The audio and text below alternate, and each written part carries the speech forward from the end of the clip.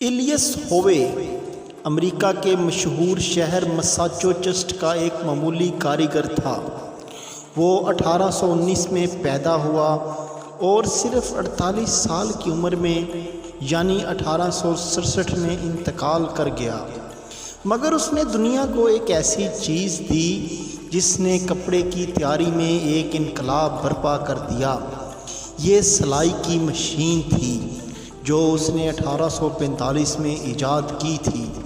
Alias ہووے نے جو مشین بنائی اس کی سوئی میں دھاگا ڈالنے کے لیے چھید اس نے سوئی کی جڑ کی طرف بنایا تھا، جیسا کہ عام طور پر ہاتھ کی سوئیوں میں ہوتا ہے، اور انسان ہزاروں برس سے یہ چھید سوئی کی جڑ کی طرف سے ہی کرتا آ رہا تھا۔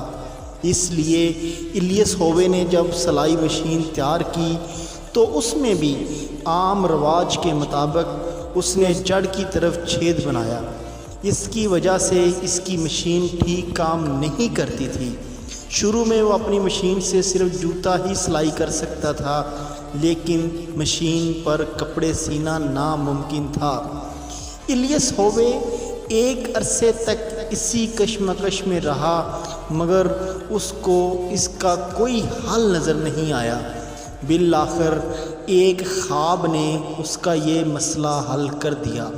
اس نے خواب میں دیکھا کہ کسی وحشی قبیلے کے آدمیوں نے اس کو پکڑ لیا ہے اور وہ اس کو حکم دیتے ہیں کہ وہ 24 گھنٹے کے اندر سلائی مشین بنا کر تیار کرے، ورنہ اس کو قتل کر دیا جائے گا۔ اس نے کوشش کی مگر وہ مقررہ مدت میں مشین تیار نہ کر سکا۔ جب وقت پورا ہو گیا تو قبیلے کے لوگ اس کو مارنے کے لیے دوڑ پڑے۔ ان کے ہاتھ میں برچھے تھے۔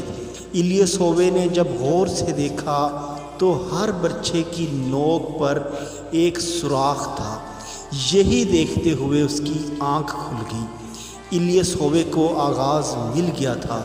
اس نے برچھے کی طرح اپنی سوئی میں بھی نوک کی طرف چھید بنایا اور اس میں دھاگا ڈالا۔ اب مسئلہ حل ہو گیا تھا۔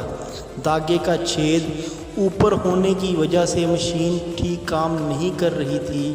وہ نیچے کی طرف چھید بنانے کے بعد بخوبی کام کرنے لگی۔ ہووے کی مشکل یہ تھی کہ رواجی ذہن سے اوپر اٹھ کر سوچ نہیں پاتا تھا۔ وہ سمجھ رہا تھا کہ جو چیز ہزاروں سال سے چلی آ رہی ہے وہی صحیح ہے۔ جب اس کے لاشعور نے اس کو تصویر کا دوسرا رخ دکھایا، اس وقت وہ معاملے کو سمجھا اور اس کو فوراً حل کر دیا۔ جب آدمی اپنے آپ کو ہمہ کسی کام میں لگا دے تو وہ اس طرح کے رازوں کو پا لیتا ہے جس طرح ایلیس ہووے نے پا لیا تھا۔